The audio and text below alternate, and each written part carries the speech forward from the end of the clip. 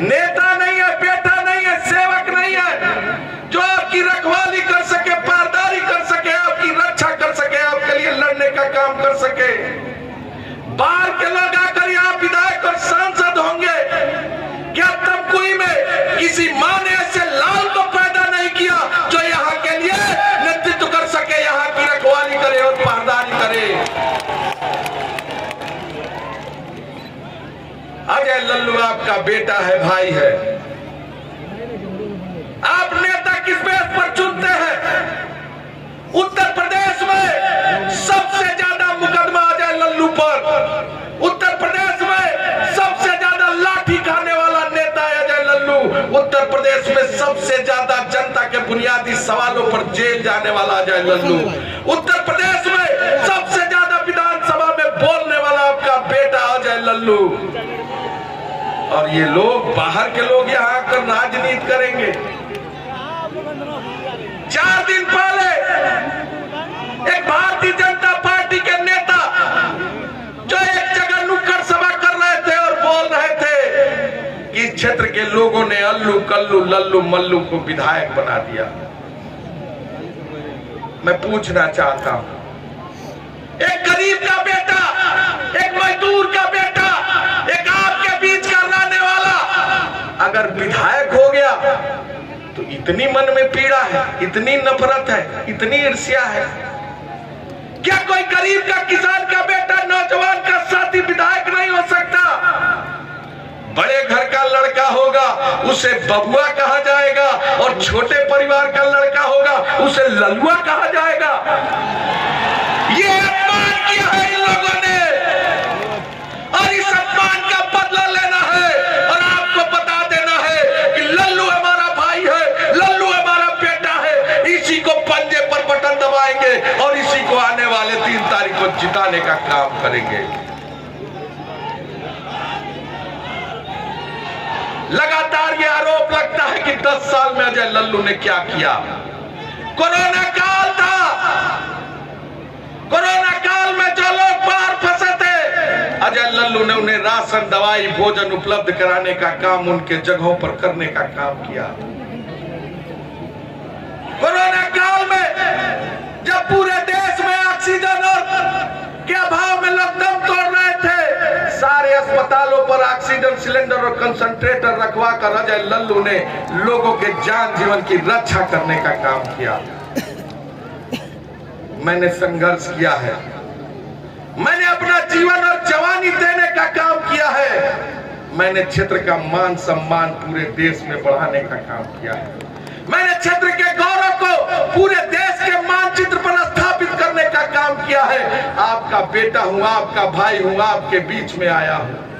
1.5 साल में इस सरकार ने सैकड़ों मुकदमे लिखे हैं और उत्तर प्रदेश का कोई ऐसा जेल नहीं जिसमें मुझे बंद न किया हो। मेरा कसूर क्या है? मेरा कसूर यह है कि बिरवट कोनवलिया में अगर बालू का खनन हो रहा था, उस बालू खनन के खिलाफ किसानों के लिए अजय लल्लू आंदोलन करता है, यह सरकार उठाकर 13 दिन देवरिया जेल भेजती है। मेरा कसूर क्या है? जब आदरणीय दीदी प्रियंका गांधी जी पत्र लिखकर सरकार से 1000 बस की अनुमति मांगती है, कोरोना काल में जब सारी गाड़ियां बंद हो जाती है, पैदल लोग चलते हैं, 1000 बस की अनुमति सरकार देती है, और जब बस लेकर अजय लल्लू जाता है, ये सरकार अजय लल्लू को उठाकर 43 दिन के लिए लखनऊ जेल में भेज देती है। जब लखीमपुर खीरी में किसानों की निर्मम हत्या गाड़ियों से कुचल कर दी जाती है, आदरणीय दीदी प्रियंका गांधी जी जब उन लोगों के न्याय की लड़ाई लड़ने वहां जाती है, सरकार आदरणीय प्रियंका गांधी दीदी जी को और अजय लल्लू को उठाकर 4 दिन के लिए सीतापुर जेल में बंद कर देती है। आपको याद होगा कि जब जवाई दयाल जैन पट्टी में वही है, बेदुपार खलवा टोला में शराब पीने से लोग मरते हैं, हजारों से अधिक लोग उत्तर प्रदेश में मरते हैं। अगर उनके न्याय की लड़ाई लड़ने अजय लल्लू जाता है तो ये सरकार अजय लल्लू को जेल भेज देती है।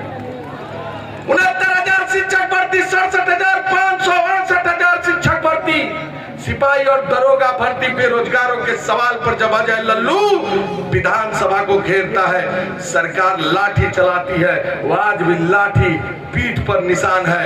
ये उंगली पुलिस के लाठी का देन है कि आज तक सीधी नहीं हुई। मैंने संघर्ष किया है, अपना जीवन और जवानी आपको देने का काम किया है। आपके बीच में आया हूं, झोली फैलाकर कोर्ट का कर्ज मांगने आया हूं। तमकुही क्षेत्र के हमारे भाग विधाताओं, तमकुही क्षेत्र के तकदीर, तमकुही क्षेत्र के हमारे रहनुमा, ये अजय लल्लू आपसे कोर्ट का कर्ज मांगने आया है। अजय लल्लू ने परिवार नहीं बसाया, अजय लल्लू ने परिवार नहीं बसाया, अजय लल्लू ने संपत्ति नहीं कमाई। अगर अजय लल्लू ने कमाया तो मुकदमे कमाया, जेल कमाया, लाठी कमाया, आपका लाड कमाया, दुलार कमाया, प्यार कमाया। एक कोर्ट का कर्ज मांगने आया हूं। अजय लल्लू अगर टीवी पर, रेडियो पर, पेपर में अजय लल्लू बोलता है, वो अजय लल्लू का चेहरा नहीं, इस इलाके के नौजवान, गरीब किसान, गांव गरीब के लोगों का चेहरा दिखाने का काम करता हूं। आज लोग पैसे धन बल के दम पर आज यहां आए हैं, चुनाव लड़ने आए हैं। क्या एक गरीब का बेटा आज उत्तर प्रदेश कांग्रेस कमेटी का अध्यक्ष है तो अजय लल्लू से इतनी घृणा है? तमकुही का सम्मान आपके हाथ में है, देश देख रहा है। एक नौजवान, गरीब नौजवान जिसको आदरणीय राहुल गांधी जी ने, प्रियंका गांधी जी ने प्रदेश का अध्यक्ष बनाया है, उससे कैसे ये लोग नफरत कर रहे हैं। ये कोर्ट का कर्ज मांगना चाहता हूं। क्या इस गरीब बेटे को, किसान के बेटे को एक कोर्ट का कर्ज मिलेगा? हाथ उठाकर बताइए, मिलेगा? मिलेगा? मिलेगा? अगर आपने अजय लल्लू को एक कोर्ट का कर्ज दे दिया, तमकुही क्षेत्र के हमारे भाग्य विधाताओं, हम आपको भरोसा दिलाते हैं, हम आपको यकीन दिलाते हैं, हम आपको विश्वास दिलाते हैं। आपके सम्मान के लिए, आपके अधिकार के लिए अपने शरीर का एक एक कतरा लहू आपकी सेवा में अर्पित करने का काम करूंगा। आपके लिए जीने का काम करूंगा, आपके लिए लड़ने का काम करूंगा, आपके लिए मरने का काम करूंगा। इस गरीब के बेटे को, किसान के बेटे को, मजदूर के बेटे को बचाइएगा, इसका सम्मान बचाइएगा। सारे लोग एक हो गए हैं। योगी आदित्यनाथ भी आते हैं, कहते हैं अजय लल्लू को हराओ, अजय लल्लू को हराओ। अरे अजय लल्लू से डर किस बात का है? अजय लल्लू कभी डरता नहीं, अजय लल्लू कभी कदम पीछे नहीं हटाता। अगर अजय लल्लू एक बार आगे बढ़ जाता है, सरकार किसी की हो, उस चट्टान को जूतों के ठोकरों से तोड़ देने का काम करता है। मैं आपसे हाथ जोड़कर विनती करना चाहता हूं, अपील करना चाहता हूं, निवेदन करना चाहता हूं। ऐ तमकुही के हमारे तकदीर भाग विधाताओं, ऐ तमकुही के सम्मान अभिमान, इस बेटे की रक्षा करिएगा, नहीं तो पूरा देश हंसेगा। एक बेटा जो आपका पूरे प्रदेश में घूम घूम कर आपकी रखवाली कर रहा था, आपकी पहरेदारी कर रहा था, उस गरीब के बेटे को, जिसको अल्लू कल्लू लल्लू मल्लू कहकर ये भारतीय जनता पार्टी के नेता लगातार उपहास उड़ा रहे हैं, एक मजदूर के बेटे का, एक किसान के बेटे का, एक गांव के गरीब का, इसका सम्मान आपके हाथ में है। इसकी रक्षा करिएगा और आने वाले 3 तारीख को हाथ के पंजे पर बटन दबाकर इसे जिताने का काम करिएगा। चुनाव 3 दिन है, इस लड़ाई को अपने हाथ में ले लीजिए। गांव, टोले, मोहल्ले, हितनात, रिश्तेदार सबके पास चले जाइए और एक ही बात कहिए कि लल्लू हमारा बेटा है, लल्लू हमारा भाई है, उसी को जिताना है और पंजे पर बटन दबाना है, पंजे पर बटन दबाना है, पंजे पर बटन दबाना है। बहुत बहुत धन्यवाद। जय हिंद, जय भारत। हाथ का पंजा, हाथ का पंजा, हाथ का पंजा। बहुत बहुत धन्यवाद, बहुत बहुत धन्यवाद। मैं बिना किसी विलंब के कांग्रेस पार्टी के राष्ट्रीय महासचिव बहन प्रियंका गांधी जी से निवेदन करना चाहता हूं कि इस विशाल जनसभा को संबोधित करें। प्रियंका गांधी अजय लल्लू जिंदाबाद जिंदाबाद, प्रियंका गांधी अजय लल्लू जिंदाबाद जिंदाबाद, प्रियंका गांधी अजय लल्लू जिंदाबाद मेरी प्यारी जिंदाबाद। बहनों, प्यारे भाई, आप सबका इस सभा में बहुत बहुत स्वागत। श्री राजेश तिवारी जी, श्री ब्यास ओझा जी, श्री शाकिर अली जी, श्री अनिल पटेल जी, श्री इद्रिस अंसारी जी, श्री उपेंद्र पटेल जी, श्री एजाज अहमद जी, श्री राम नरेश कुशवाहा जी, श्री जेबी सिंह जी, श्री ओम प्रकाश कुशवाहा जी, पार्टी के सभी नेतागण, सभी पदाधिकारी और मंच पर उपस्थित सारे नेता, आप सबका भी बहुत बहुत स्वागत। आज मैं श्री अजय लल्लू जी की विधानसभा में आकर बहुत ही खुश हूँ और आप सबको सबसे पहले धन्यवाद देना चाहती हूँ कि आपने मेरा इंतज़ार किया और इतनी बड़ी तादाद में आप यहाँ पर मेरी बातों को सुनने के लिए खड़े हैं। मेरा अजय लल्लू जी से परिचय 2019 के चुनाव में हुआ। उस समय मुझे उत्तर प्रदेश का प्रभारी बनाया गया था। मैं पहली बार अपनी माता जी और अपने भाई राहुल गांधी जी के क्षेत्र से बाहर आकर पूरे उत्तर प्रदेश की राजनीति को समझने लगी। इन 3 सालों में मैं ये कह सकती हूँ कि मेरे सबसे करीब साथी, जो हर संघर्ष में चट्टान की तरह मेरे साथ कंधे से कंधा मिलाकर खड़े हुए, वो आपके सामने अजय लल्लू जी खड़े हैं।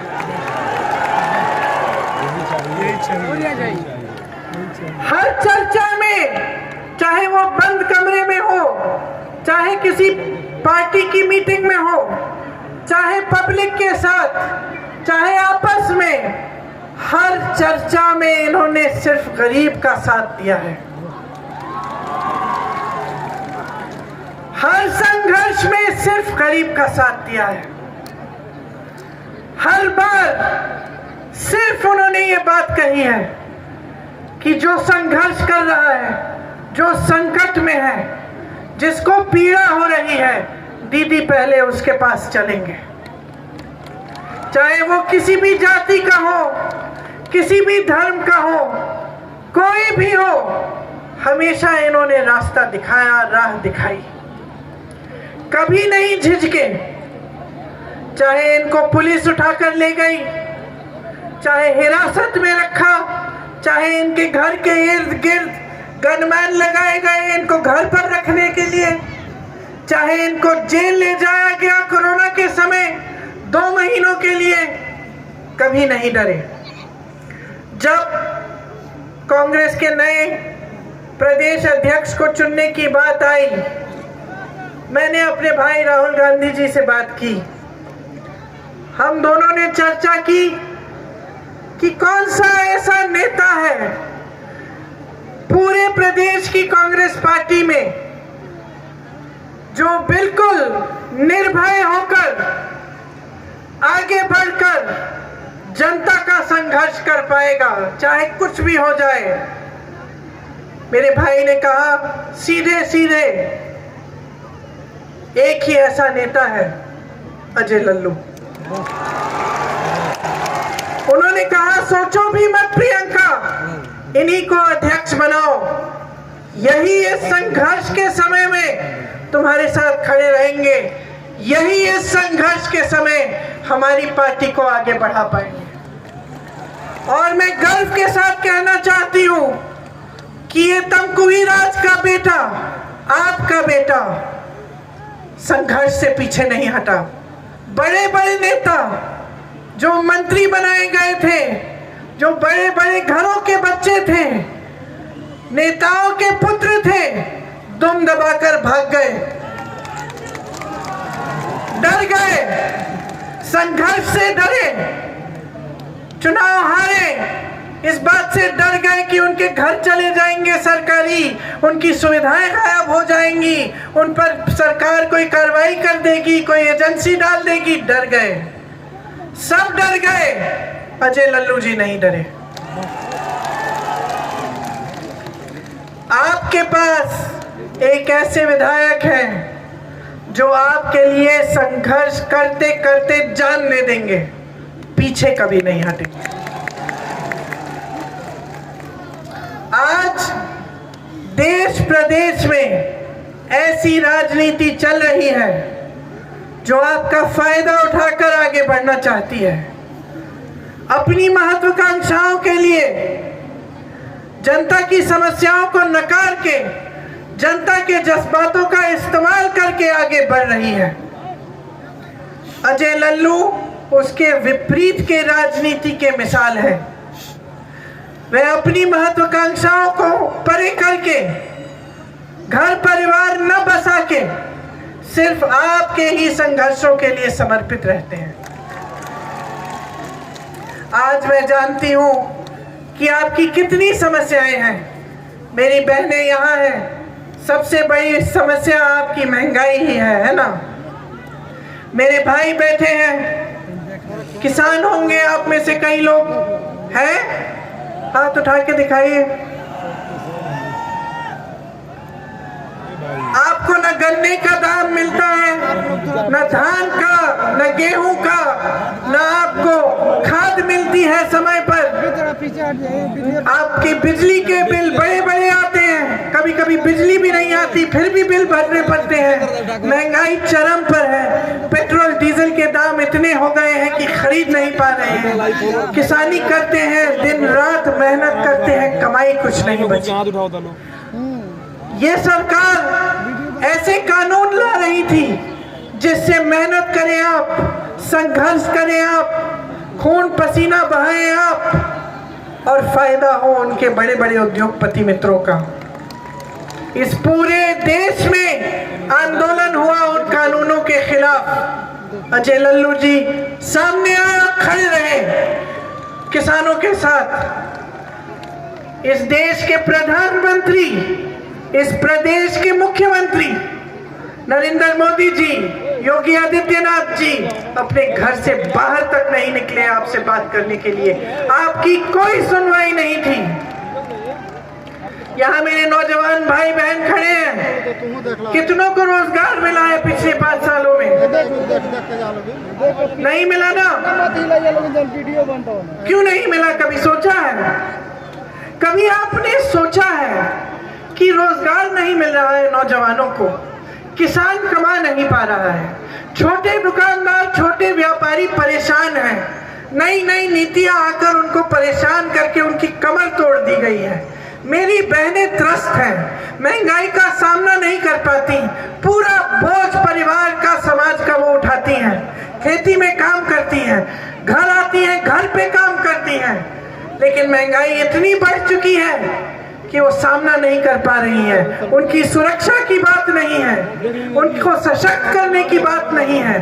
कभी आपने सोचा है कि ये राजनीति फूली फली कैसे, और क्या है ये राजनीति, किसके लिए बन रही है ये नीतियां? कभी सोचा है? समझिए, आंखें खोलिए, अपनी नींद से जागिए। जो राजनीति इस प्रदेश में चल रही है और आज इस देश में चल रही है, वो सिर्फ और सिर्फ अमीरों के लिए है, सिर्फ बड़े बड़े कुछ गिने चुने उद्योगपतियों के लिए चल रही है। अगर आपके पास रोजगार नहीं है मेरे भाइयों और बहनों, कि वो इसलिए है कि रोजगार 3 जगहों से मिलता है। सबसे पहले रोजगार किसानी, खेती से मिलता था, छोटे व्यापारियों और छोटे दुकानदारों से मिलता था। छोटे छोटे जो मैन्युफैक्चरिंग यूनिट, छोटे छोटे जो व्यापार बिजनेस करते थे, उनकी इस सरकार ने जानबूझ के कमर तोड़ी। वो खुद कमा नहीं पा रहे हैं तो रोजगार कैसे देंगे? दूसरी जगह जहां से रोजगार मिलते हैं, सरकारी पद। सरकारी पद 12 लाख खाली पड़े हैं। 5 सालों से 12 लाख सरकारी पद खाली पड़े आदित्यनाथ जी और मोदी जी जो आपके सामने खड़े होकर बड़े बड़े वादे करते हैं, उन्होंने ये 12 लाख पद नहीं भरे। आज चुनाव के समय आकर आपसे कह रहे हैं कि हमने 4 लाख रोजगार दिए। वादा किया था 70 लाख का, 12 लाख खाली पद पड़े हैं, लेकिन आपने भरने का कष्ट नहीं किया। तीसरी जगह जहां से रोजगार मिलते हैं, बड़ी बड़ी संस्थाएं, पीए जिनको कहते हैं PSU public sector unit, BHEL, NTPC, ITI, आप नाम लीजिए, रेलवे, यहां से तमाम रोजगार बनते थे। ये संस्थाएं कांग्रेस पार्टी ने अपनी सरकारों में आपके लिए बनाई, आपकी संपत्ति थी ये। क्या किया इन्होंने? क्या किया? किसको बेचा? किसको बेचा? उन्हीं 2 बड़े उद्योगपतियों को, सेक्टर यूनिट, उन्हीं बड़े उद्योगपतियों को जो उनके दोस्त हैं, जो उनकी पार्टी को फंडिंग करते हैं, जो पूरी मीडिया को चलाते हैं, उन्हीं को सारे देश की संपत्ति बेच डाली। देश के बंदरगाह बेचे, देश के हवाई अड्डे बेचे, देश की बड़ी बड़ी संस्थाएं बेची। किसके लिए चल रही है ये सरकार? किसके लिए चल रही है ये प्रदेश की सरकार? किसके लिए चल रहे हैं ये योगी आदित्यनाथ की नीतियां? किसके लिए चल रही है ये मोदी जी की नीतियां? सोचिए, समझिए। एक तरफ कहते हैं कि आपको रोजगार देंगे, दूसरी तरफ जहां जहां से रोजगार पैदा हो सकता था उस सबको बंद कर दिया, बेच डाला। क्यों हो रहा है ये? कभी सोचा है ध्यान से? एक तरफ किसान परेशान है, तमाम समस्याओं से जूझ रहा है।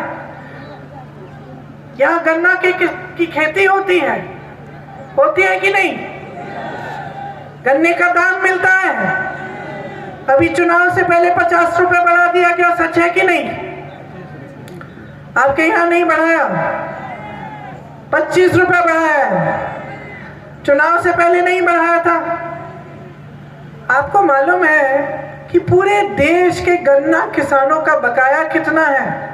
मैं बताती हूँ, 14,000 करोड़ रुपए। ठीक है, याद रखिए ये आंकड़ा, 14,000 करोड़ रुपए का पूरे देश के गन्ने किसान का बकाया इस सरकार ने नहीं दिया। इस सरकार ने अपने बड़े बड़े उद्योगपतियों के मित्रों के लाखों करोड़ रुपए का कर्ज मिटा दिया, आपका बकाया नहीं दिया। ये काफी नहीं था। 14,000 करोड़ का पूरे देश के गन्ने का बकाया, 16,000 करोड़ के लिए मोदी जी ने खुद के लिए सिर्फ 2 हवाई जहाज खरीदे हैं। 2 हवाई जहाज अपने लिए कि दुनिया में भ्रमण करें, जाए पाकिस्तान, अमेरिका, कनाडा, जापान, चीन, जहां जा रहे जाए। 2 हवाई जहाज खरीदे और आपका पूरे गन्ने का बकाया उन हवाई जहाजों में चले गया, आपका बकाया नहीं दिया। ये है ये सरकार। समझ लीजिए, बड़े बड़े उद्योगपतियों के कर्ज माफ हो रहे हैं, यहाँ किसान का कर्ज कोई पूछ रहा है? कर्ज में डूब रहा है किसान और उसके कर्ज माफ करने की बात ही नहीं हो रही है। यहाँ पे कटान होता है।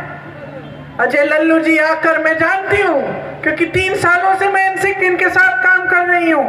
3 सालों से जब वो होता है मैं ढूंढती हूँ कि कहाँ गए लल्लू जी, और अजय लल्लू जी यहाँ आ गए तमकुही राज आपके लिए लड़ने के लिए, आपके संघर्ष में शामिल होने के लिए।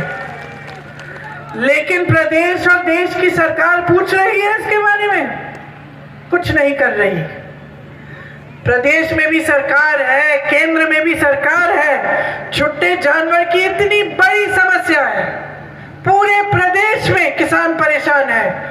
जहां जहां मैं जाती हूँ मेरी बहनें बताती हैं, दीदी चौकीदारी करनी पड़ती है हमें दिन रात। छुट्टा जानवर खाए जा रहा है हमारे खेतों को, और प्रधानमंत्री आकर चुनाव के सामने पूरे प्रदेश और देश को कह रहे हैं कि मेरे संज्ञान में ही नहीं था, मेरे संज्ञान में ही नहीं था कि यह समस्या है उत्तर प्रदेश के किसानों की। उत्तर प्रदेश इस देश का सबसे बड़ा प्रदेश है, सबसे ज्यादा किसान यहाँ हैं। आप कह रहे हैं कि किसी ने आपको बताया तक नहीं? आपकी हिम्मत कि आप ऐसा कहें? आपको तो सब चीज पता चल जाती है। आपके चेले, आपके भक्त कहते हैं कि आप अंतर्यामी हैं, कि आप सर्वज्ञानी हैं। अरे उन्होंने तो आपको भगवान बना डाला और आप कह रहे हैं कि आपको कुछ नहीं मालूम। आपको ये नहीं मालूम कि किसान की क्या समस्या है? आपको ये नहीं मालूम कि यहाँ से कितना पलायन होता है, कि यहाँ के नौजवान बाहर जाते हैं देश प्रदेश में नौकरी ढूंढने के लिए? आपको नहीं मालूम कि भर्ती की प्रक्रिया को आप ही की सरकार ने कितना भ्रष्ट बना दिया है, कि 4-5 सालों के लिए ये नौजवान परीक्षा देने के बावजूद नियुक्तियों का इंतजार करते रहते हैं और अपने करियर बर्बाद कर देते हैं, अपना जीवन बर्बाद करते हैं? आपको नहीं मालूम कैसे अंतर्यामी है, कैसे सर्वज्ञानी है? अपनी जनता का दुख भी नहीं मालूम। अपने ही प्रदेश, अपनी जनता, अपने किसान, अपने नौजवान, अपनी बहनों के संघर्ष के बारे में कोई जानकारी नहीं है आपको? या फिर आप सच नहीं बोल रहे हैं? ये हो सकता है क्या बहनों और भाइयों कि उनको सब कुछ मालूम है लेकिन वो आपकी परवाह नहीं कर रहे हैं? वो अपनी सरकार सिर्फ अमीरों के लिए चला रहे हैं, क्योंकि वो जानते हैं कि आप तो गरीब रहेंगे, आपको गरीब रखेंगे, जानबूझ के आपको रोजगार नहीं देंगे, आपको शिक्षित नहीं करेंगे, आपको अपने पैरों पर नहीं खड़ा करेंगे, क्योंकि वो जान गए हैं कि आप तो पूछेंगे ही नहीं। जब वो आपके सामने आएंगे चुनाव के समय, धर्म की बात करेंगे, जाति की बात करेंगे और आप तो आंख बंद करके वोट दे देंगे उन्हें। वो जान गए हैं बहनों और भाइयों, और ये बहुत बड़ी भूल की है आपने। अपने प्रदेश में दशकों से ऐसी राजनीति को आगे बढ़ाकर उसका प्रोत्साहन करके बहुत बड़ी भूल की है। आपने सोचा आपके धर्म की सुरक्षा होगी, आपने सोचा आपकी जाति की सुरक्षा होगी, आपने इन नेताओं की बात मान ली, इन पर भरोसा किया, इन पर विश्वास किया, और इन्होंने क्या किया? ये समझ गए जनता भोली भाली है, चुनाव आएगा हम आके धर्म पर इनके जज्बात उभार लेंगे, अपनी बहनों के कुछ मेलों में चले जाएंगे, वहां प्रचार कर लेंगे, भाइयों से कह देंगे धर्म की सुरक्षा कर रहे हैं, और सब एकजुट होकर धर्म के आधार पर, जाति के आधार पर हमें वोट दे देंगे। हमें तो काम करने की जरूरत ही नहीं है। ये धारणा इनके मन में, इनके दिलों में बैठ चुकी है, ये इनकी मानसिकता बन गई है। इसका मैं एक मिसाल देती हूँ आपको। प्रधानमंत्री नरेंद्र मोदी जी ने एक भाषण में कहा कि उन्होंने एक बूढ़ी अम्मा का वीडियो देखा, और उस वीडियो में वो बूढ़ी अम्मा कह रही थी, पत्रकार पूछ रहे थे कि अम्मा किसको वोट दोगे? तो अम्मा कह रही थी कि मैं तो मोदी जी को दूंगी। और पत्रकार ने पूछा कि क्यों, मोदी जी को क्यों अम्मा?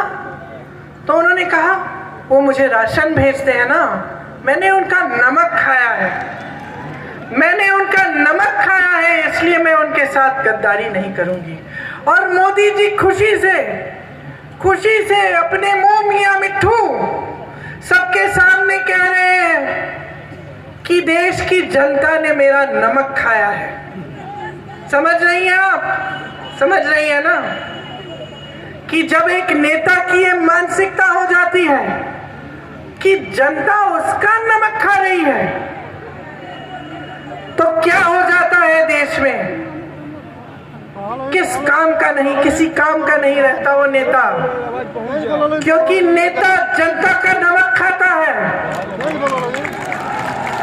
नेता को बनाती है जनता, नेता को खड़ा करती है जनता। जिस दिन नेता इस बात को भूल जाता है, जिस दिन उसे ये एहसास हो जाता है कि अरे जनता मेरा नमक खा रही है, जनता तो आंख मूंद कर मुझे इस विषय पर या उस विषय पर वोट देगी, मेरे से कोई जवाबदेही मांगने वाला नहीं है, मुझसे कोई नहीं पूछेगा कि रोजगार क्यों नहीं दिया, मुझसे कोई नहीं पूछेगा कि बिजली का तार क्यों नहीं लगाया, मुझसे कोई नहीं पूछेगा कि सड़क क्यों नहीं बनाई, मुझसे कोई नहीं पूछेगा कि किसानों का जीवन सरल बनाने के लिए क्या किया। जब ये मानसिकता उसमें हो जाती है तो वो आपके लिए काम करना बंद करते हैं। और यही सच्चाई है, यही असलियत है इस सुंदर प्रदेश की, इस प्रदेश की जिसमें सब कुछ है, जिसमें इतनी उपजाऊ जमीन है, इस प्रदेश में जिसमें सबसे ज्यादा नौजवान है, सबसे ज्यादा ऊर्जा है, सबसे ज्यादा काबिलियत है, सबसे ज्यादा हुनर है, इस प्रदेश में जहां महिलाएं सशक्त हो सकती थी, जहां एक ऊर्जा हो सकती थी महिलाओं की एकजुट होकर राजनीतिक दिशा दिखाने की, ये प्रदेश जिसने हमें आजादी दिलवाई, जिससे प्रधानमंत्री पर प्रधानमंत्री आए, जिसने इस देश की राजनीति को हमेशा दिशा दिखाई, और आज ये प्रदेश ही खाई में है। सोचिए कि कैसी परंपरा डाल दी है आपने, कैसी परंपरा शुरू कर दी कि इसका अंत ही नहीं दिख रहा किसी को, क्योंकि सब जान गए हैं कि आपके जज्बातों पर सत्ता में आएंगे, आपके जज्बातों पर आगे बढ़ेंगे, बनते रहेंगे मंत्री, मुख्यमंत्री, प्रधानमंत्री, और आप कभी उनसे पूछेंगे नहीं कि आपका हक क्या था। जो आपके लिए करते हैं, ये राशन के बोरे, ये खाते खोल दीजिए, आपको 1000-2000 रुपए दे देंगे, ये जो आपके लिए करते हैं ना, ये सोचते हैं कि एहसान कर रहे हैं आप पर। ये कोई एहसान नहीं है, कोई एहसान नहीं है, ये हक है आपका, और आपका हक इससे बहुत ज्यादा बढ़कर है। इस बोरे राशन से थोड़े दिनों के लिए आपका पेट भर जाएगा, लेकिन आप सशक्त कभी नहीं होंगे। आप अपने बच्चों को इसलिए नहीं पढ़ाते कि उनकी पूरी जवानी, उनका पूरा जीवन एक बोरे राशन के इंतजार में चले जाए, इसलिए नहीं करते मेहनत। आप मेहनत इसलिए करते हैं, कमाते इसलिए हैं कि आपके बच्चे अपना भविष्य बनाएं, कि उनकी सरकार उन्हें रोजगार दे, उनको अपने पैरों पे खड़े होने की क्षमता दे, उनको शिक्षित करे, आपकी बच्चियां शिक्षित बने, वो भी रोजगार करें, वो भी कमाएं, वो भी भागीदार बने। इसीलिए आप मेहनत करते हैं। आप मेहनत इसलिए नहीं करते कि आपके बच्चे पीढ़ी दर पीढ़ी निर्भर हो जाएं किसी सरकार पर, किसी राजनीतिक दल के नेता पर, जो आपका आदर, आपका सम्मान भी नहीं करे। जब आपको पीड़ा हो, आए नहीं। किसान रो रहा है, नहीं आते। महिलाओं पर अत्याचार हो रहा है, हाथरस हुआ ना हुआ, शाहजहांपुर हुआ, कोई नहीं आया। तमाम समस्याएं आई। अरुण वाल्मीकि के परिवार को आगरा में बुरी तरह से हिरासत में लेकर पीटा गया, कोई नहीं आया, कोई नहीं आया, क्योंकि कोई अपनी जिम्मेदारी भी नहीं समझता कि आपकी पीड़ा में वो साथ दे। ये परंपरा बन गई है आपके प्रदेश की। आपके सामने चुनावी मंच पर आज कोई आपसे आपकी काम की बात करने नहीं आता, कोई नहीं आता। कोई आपसे ये नहीं कहेगा कि मैंने 70 लाख रोजगार का वादा किया था, मैं सिर्फ 4 लाख रोजगार बना के दिया हूं 5 सालों में, 12 लाख पद खाली रखे हूं, मैं माफी चाहता हूं। कोई इतना भी नहीं कहेगा। चुनाव के दबाव में आकर धड़ाधड़ राशन आ रहा है, थोड़े से पैसे आ रहे हैं खाते में। मैं इनसे पूछना चाहती हूं, मंच पर आपके सामने आकर वादा करें कि 10 मार्च के बाद, चुनाव के बाद ये राशन बंद नहीं होगा। वादा करें, वादा करें कि ये महंगाई बढ़ेगी नहीं। वादा करें कि ये जो खाते में पैसे आ रहे हैं ये रुक नहीं जाएंगे। नहीं कर सकते ये वादा, नहीं कर सकते, क्योंकि इनका एक ही लक्ष्य है। और समझ लीजिए, एक सत्ता में रहना, किसी भी तरह से कुछ भी करके ये सत्ता में रहना चाहते हैं। कोरोना आया, आप संकट में थे, आपके लिए ऑक्सीजन उपलब्ध करने की कोशिश किसने की? आपकी मदद किसने की? कौन जेल चले गया आपके लिए बस तैयार करने के बाद? प्रधानमंत्री जी कहते हैं कि कांग्रेस पार्टी ने मजदूरों की, श्रमिकों की मदद करके, जब वो पलायन कर रहे थे, जब वो नंगे पांव चलकर बड़े बड़े शहरों से यहाँ तक पहुंच रहे थे, खुद अकेले भगवान भरोसे छोड़ दिया था नरेंद्र मोदी जी और योगी आदित्यनाथ जी ने उनको। अपने माँ बाप को कंधों पर लेकर चल रहे थे, अपने बच्चों को उठाकर चल रहे थे। कोई दम तोड़ रहा था, किसी के लिए, किसी के पास खाने को नहीं था, किसी के पास पानी नहीं था। कांग्रेस पार्टी ने, अजय लल्लू जी ने मदद की, लंगर लगाए, जीपों, गाड़ियों, बसों का इंतजाम कराया, खुद जेल चले गए इस बात पर। लेकिन इस सरकार ने कुछ नहीं किया, कुछ नहीं किया आपके लिए। प्रधानमंत्री जी आज संसद में खड़े होकर कहते हैं कि कांग्रेस पार्टी ने इन लोगों की मदद करके एक बहुत बड़ा पाप किया है। क्या एक भूखे को खाना देना पाप है? पाप है बहनों और भाइयों। प्यासे को पानी पिलाना पाप है। जो नंगे पांव 600 किलोमीटर दिल्ली से चलकर बिहार तक अकेले जा रहा है, भगवान भरोसे उसको मदद करना पाप है? या ये पाप है कि जनता के जज्बातों का इस्तेमाल करके आप सत्ता में गए, आपने झूठे वादे किए, आपने जनता को भरोसा दिलाया कि आप विकास ला रहे थे, आप प्रदेश देश को आगे बढ़ाएंगे, रोजगार दिलवाएंगे, किसान की आय दुगनी होगी, 15 लाख आपके खातों में आएगा, और फिर आपने कुछ नहीं किया। जो जनता का था, जो उसकी संपत्ति थी, जो देश का था, वो बेच डाला अपने दोस्तों को, अपने लिए हवाई जहाज खरीद डाले, करने का बकाया नहीं दिया, आपने किसी को मदद नहीं की, और फिर आप सामने मंच पर आकर ऐसी बड़ी बड़ी बातें करते हैं चुनाव के समय। कभी पाकिस्तान, कभी बुलडोजर, कभी आतंकवाद। अरे भैया, इससे हमारा पेट भरेगा? पूछो ना इनसे, पेट भरेगा तुम्हारा? महंगाई हो रही है, बेरोजगारी चरम पे है, किसान कमा नहीं पा रहा है, पेट खाली है सबके।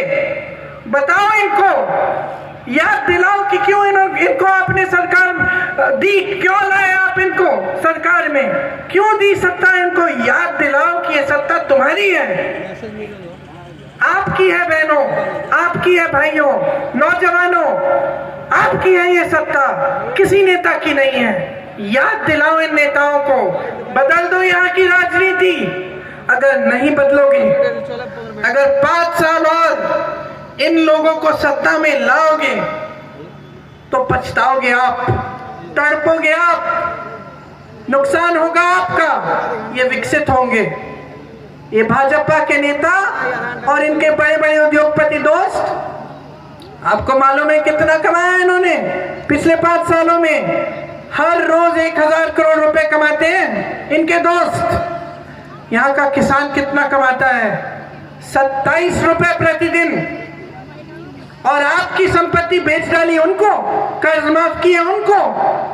जाग जाओ बहनों और भाइयों, जाग जाओ, पहचानो नेताओं को, ऐसे नेता को पहचानो, उन नेताओं को पहचानो जो इस देश के लिए शहीद हुए, जिनको आज ये लोग आतंकवादी कहते हैं, मेरे परिवार पे उंगली उठाते हैं, कहते हैं कि हम आतंकवाद से जुड़े हैं। मैंने कहा हाँ, जुड़ी हूं मैं आतंकवाद से, क्योंकि मेरे पिता को आतंकवादियों ने मारा, मेरी दादी को आतंकवादियों ने मारा, मेरे पिता मेरी दादी इस देश के लिए खून बहाए हैं। और ये लोग जो आपकी सारी संपत्ति बेच रहे हैं, जो बड़े बड़े उद्योगपतियों के लिए सरकार चला रहे हैं, आज उन पर उंगली उठा रहे हैं, आज उन पर उंगली उठा रहे हैं, परिवारवाद की बात करते हैं। कौन सा परिवारवाद? सारे नेता के पुत्र तो ये ले गए अपनी पार्टी में, तो कौन से परिवारवाद से परहेज था इनको, सिर्फ मेरे परिवार से, क्योंकि मेरा परिवार इनके सामने कभी नहीं झुकेगा। और ये जानते हैं कि हमें कुछ भी कर लें, हमें मार डालें, हम इस भाजपा के साथ न कभी समझौता करेंगे और न इनके सामने कभी झुकेंगे। जानते हैं सारे। और इसलिए जब हम आपके सामने आते हैं तो हम सच बोलते हैं। दिल की बात कहती हूं मैं, दिल की बात कहती हूं, क्योंकि मुझे आपकी चिंता है, मुझे इस देश की चिंता है, इस प्रदेश की चिंता है। मेरे पूर्वजों ने और आपके पूर्वजों ने, इस प्रदेश और देश के किसानों ने इस देश को आजादी दिलवाई। क्या इसलिए आजादी दिलवाई? क्या इसलिए ये सारी संस्थाएं बनाई? क्या इसलिए इस देश को विकसित किया कि ये लोग बेच डालें इस देश को, कि इस देश का नौजवान बेसहारा हो, बेरोजगार हो? इस देश की आजादी इसलिए दिलाई कि आप सब आजाद हो।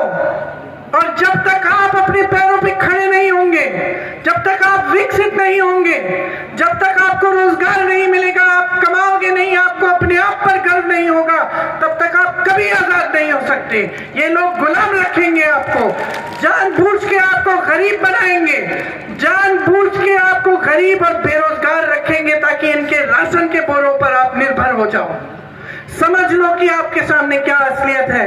ये नेता घर जाते हैं अपने बड़े बड़े करोड़ों के हवाई जहाजों में, इनके बच्चे विकसित होते हैं, इनके साथी सारे विकसित हो रहे हैं, विदेश जाते हैं पढ़ने के लिए, लिखने के लिए, बिजनेस करने के लिए, पूरी देश की संपत्ति खा जाते हैं। और आपके बच्चे यहाँ सब खड़े हुए हैं, सारे हाथ उठाते हैं जब मैं पूछती हूँ कि तुम बेरोजगार हो क्या? सारे हाथ उठाते हैं। इस देश की राजनीति आपको बदलनी पड़ेगी, ये आपकी जिम्मेदारी है, एक बहुत बड़ी जिम्मेदारी है।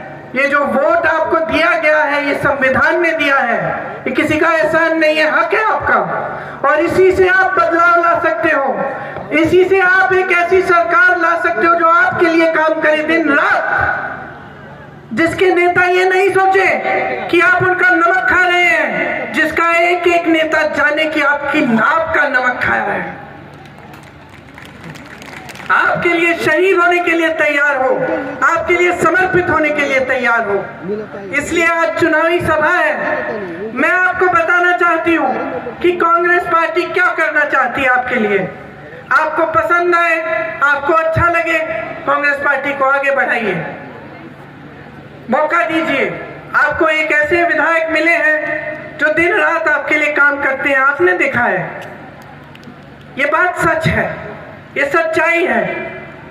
कांग्रेस पार्टी की सरकार उत्तर प्रदेश में बनाकर देखिए ना कि क्या क्या कर सकते हैं हम आपके लिए। यहाँ मेरे नौजवान भाई बहन हैं, आपके लिए एक पूरा खाका तैयार किया है हमने, पूरा खाका। खोखले वादे नहीं कर रहे हैं कि 20 लाख रोजगार देंगे, हम कह रहे हैं 20 लाख रोजगार देंगे। कहां से आएंगे ये रोजगार? कौन से, कहां खाली हैं? कौन से पद हम भरेंगे? 12 लाख खाली पद हम भरेंगे और 8 लाख नए रोजगार बनाएंगे। कैसे? आप अपना व्यापार शुरू करना चाहते हैं, एक छोटा सा बिजनेस, कुछ अपना कारोबार, सरकार आपको 5 लाख रुपए देगी 1% ब्याज पे, ताकि आप कर पाओ। भर्ती की प्रक्रिया को पारदर्शी बनाएंगे। जो आज प्रक्रिया है जिससे आप परेशान हो और आपके करियर बर्बाद हो जाते हैं, आप आवाज उठाते हो, दमन करते हैं, आपको जेल में डाल देते हैं, आपको पीटते हैं, जैसे तानाशाह है ये लोग, शाहनशाह है कोई। ये देश आपका है, एक लोकतंत्र है, आपको आवाज उठाने का हक है, आप आवाज उठाते हैं और कांग्रेस पार्टी आपकी आवाज सुनती है। इसीलिए हर भर्ती के लिए एक जॉब कैलेंडर बनेगा, उसमें परीक्षा का दिन, रिजल्ट का दिन, नियुक्ति का दिन सब लिखेंगे। और एक कानून लाएंगे कि अगर किसी ने पेपर लीक करने की कोशिश की, रद्द करने की कोशिश की या कोई फेरबदल करने की कोशिश की हमारे कैलेंडर में, तो उस पर सख्त कार्रवाई होगी, ताकि आपकी भर्ती की जो परीक्षा है उस दिन से आपकी भर्ती मतलब आपकी नियुक्ति तक सिर्फ और सिर्फ 6 महीने बीत पाएंगे,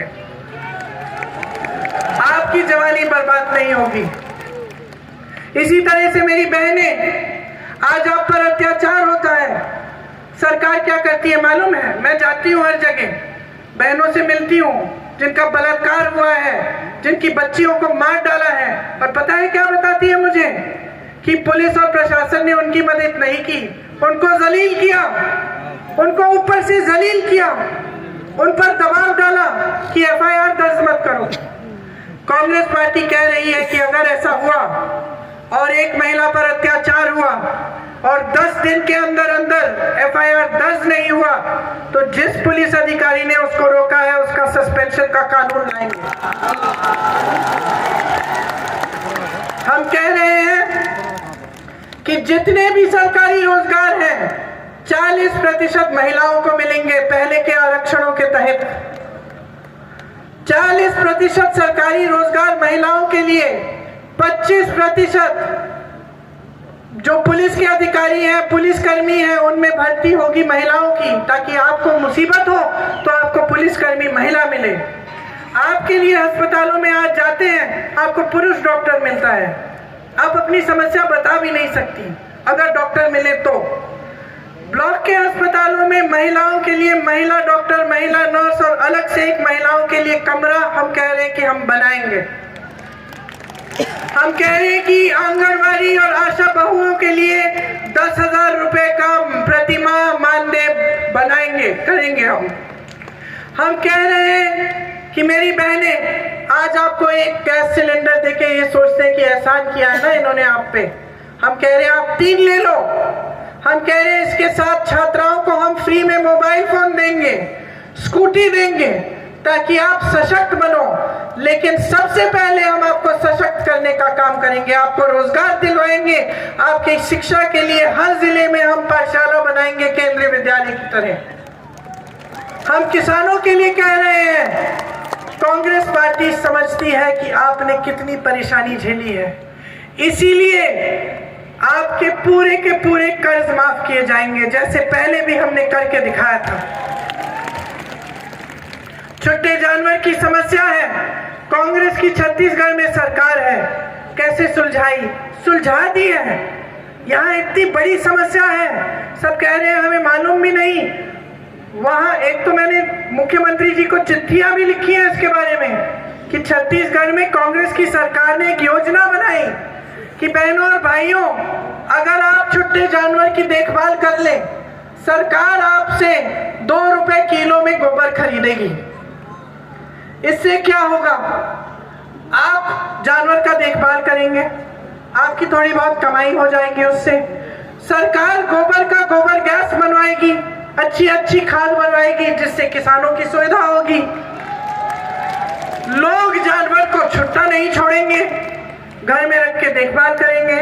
आपको मालूम है 3 सालों के अंदर अंदर ये छुट्टे जानवर की समस्या छत्तीसगढ़ में समाप्त हो गई है, जबकि आपकी सरकार यहाँ पे लेटी हुई है, सोई हुई है, कुछ नहीं कर रही। धर्म की बात करते हैं, ये गौशालाएं बनाई, गाय को जेसीबी से उठाकर जिंदे गाय को गाड़ रहे हैं। आप सबने वीडियो नहीं देखे, शायद मैंने देखे। गाय धूप में लेटी हुई है, ऊपर छत नहीं, चारा नहीं है, पानी नहीं है, जंगली कुत्ते उसको नोच रहे हैं, मर रही है। और ये धार्मिक लोग, ये नेता जो धर्म का इस्तेमाल सिर्फ आपके वोटों के लिए करते हैं और बाकी समय भूल जाते हैं कि धर्म क्या है, वो इस समस्या को सुलझाने के लिए कुछ नहीं कर रहे हैं। हम कह रहे हैं कि जैसे छत्तीसगढ़ में हमने ये योजना लागू की है, उत्तर प्रदेश में भी हम ऐसा ही करेंगे। आप जानवर का देखभाल करो, आपसे हम गोबर खरीदेंगे 2 रुपए किलो में। हम कह रहे हैं कि छत्तीसगढ़ में आज के दिन गेहूं और धान का 25 रुपए दिया जा रहा है, गन्ने का 400, और हम ये आपके लिए गन्ने का 400 दाम होगा और 2500 में गेहूं धान मिलेगा। आप सब बड़ी बड़ी बिजली के बिल भरते हैं कि नहीं? हम कह रहे हैं कि सबके बिजली के बिल आधे करेंगे, और जिन छोटे व्यापारी, छोटे दुकानदारों को ज्यादा मुसीबत हुई थी कोरोना के समय, बिजली का बकाया है, उस बकाये को भी साफ कर देंगे। हम छोटे व्यापारियों और छोटे दुकानदारों को फिर से खड़ा करने की जिम्मेदारी लेंगे, आपको मदद करेंगे कि जितना आपने सहा है इनकी नीतियों से, जितनी परेशानियां आपके सर पर आई हैं उनको हटाने का काम हम करेंगे, आपको फिर से सशक्त करेंगे।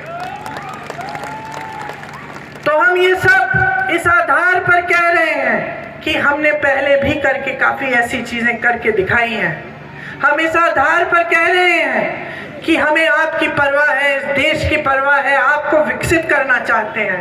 हम नहीं चाहते कि आप निर्भर रहो, हम चाहते हैं कि आप आत्मनिर्भर बनो, हम चाहते हैं कि आपके बच्चों के भविष्य उज्जवल हो, कि आप आगे बढ़े, कि ये प्रदेश जो सबसे सुंदर, सबसे सक्षम प्रदेश है, आगे बढ़े और एक बार फिर इस पूरे देश को संदेश जाए कि यहाँ उत्तर प्रदेश से एक नई राजनीति, एक नया तरीका शुरू हुआ है और आज से यहाँ पे हम ऐसी राजनीति का बर्दाश्त नहीं करेंगे जो धर्म और जाति के आधार पर हमें गुमराह करके हमसे वोट लेकर निकम्मी बैठे। आप ये संदेश भेजिए और आज मैं आपसे ये आग्रह करने आई हूं कि यहां से ये संदेश भेजिए, अपनी जिम्मेदारी को अच्छी तरह से समझिए। देखिए, ये देश आपका है, आपकी जिम्मेदारी है, किसी और का नहीं है। इसकी रखवाली आपको करनी पड़ेगी। जो नेता आपके सामने है उनको जवाबदेह आपको बनाना पड़ेगा। अपने भविष्य को आप बनाओ, समझदारी से, जागरूक होके, सतर्क होके। गलत तरह की राजनीति को बढ़ावा देना बंद करो, इसका प्रोत्साहन बंद करो और सही तरह की राजनीति जो आपके लिए काम करे उसी को आगे बढ़ाओ। एक बार फिर मैं अजय लल्लू जी के बारे में आपसे कहना चाहती हूँ, इनकी जिम्मेदारी मैं लेती हूँ, मैं जानती हूँ कि उन्होंने कितना संघर्ष किया है आपके लिए। इनका विश्वास मत तोड़ो, इनको एक बार फिर जिताओ, कांग्रेस में उत्तर प्रदेश में कांग्रेस की सरकार लाओ ताकि आपका भविष्य मजबूत बने और आप आगे बढ़ पाए। आपने बहुत ध्यान से मेरी बातें सुनी, मुझे मालूम है। अपने मन में रखना भूलना मत, चुनाव के दिन जब वो बटन दबाने के लिए जाओगे, खासतौर से मेरी बहनें, याद रखो कि कहाँ वो बटन दबेगा उससे आपका भविष्य तय हो रहा है, आपके बच्चों का भविष्य तय हो रहा है। पंजे पर बटन दबाकर एक उज्जवल भविष्य बनाइए अपने लिए। बहुत बहुत धन्यवाद। एक बार जोर से मुझसे मेरे साथ कहिए, अजय लल्लू जी को जिताएंगे, अजय लल्लू जी को जिताएंगे, अजय लल्लू जी को जिताएंगे। धन्यवाद। जय हिंद।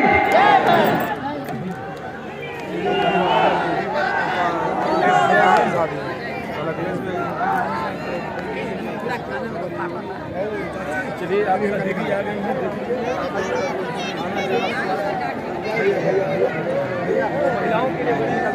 भैया भैया चलो